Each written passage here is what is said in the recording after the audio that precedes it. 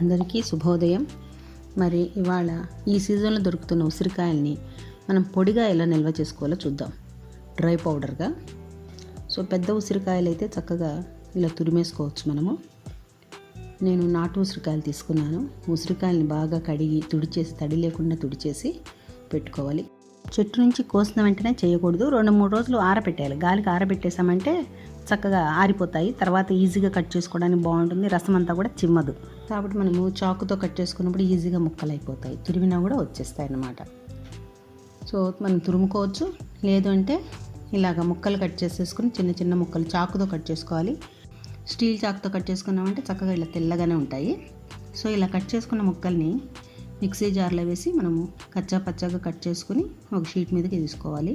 తీసుకున్న తర్వాత దీన్ని 2 భాగాలు చేసుకుని ఒక భాగాన్ని ఒక ప్లాస్టిక్ షీట్లోకి తీసుకుని ఒక పెద్ద నిమ్మకాయ సగం చెక్క పిండి బాగా కలిపేసి ఆ ఉసిరికాయ తురుముకంతా కూడా నిమ్మరసాన్ని పట్టించేసి షీట్ మీద పల్చగా స్ప్రెడ్ చేసుకోవాలి. మిగిలిన సగం నిమ్మ చెక్క పిండేసి తగినంత ఉప్పు కొంచెం తక్కువగా వేసుకోవాలి. చిన్న స్పూన్లో ఒక అర్ధానికి వేసుకుంటే సరిపోతుంది.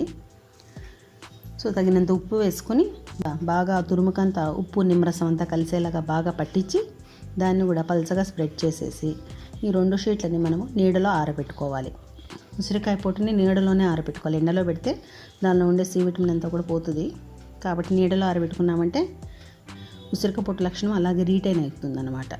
సో బాగా 2-3 రోజులు ఆరబెట్టుకున్నాక పగలు నీడలో ఆరబెట్టుకోవాలి.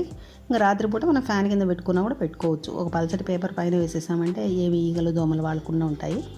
చక్కగా ఇలాగా 2-3 రోజులు ఆరబెట్టుకున్నాక ఉసిరికాయ పొడి తయారైపోతుంది. ఇలా తయారైన ఉసిరికాయ పొట్టుని మనము ప్లాస్టిక్ డబ్బాల్లో వేసి నిల్వ చేసుకోవచ్చు, లేదంటే గాజు సీసాల్లో కూడా వేసి నిల్వ చేసుకోవచ్చు. ఇదైతే చక్కగా ఉప్పు వేసి కలిపింది.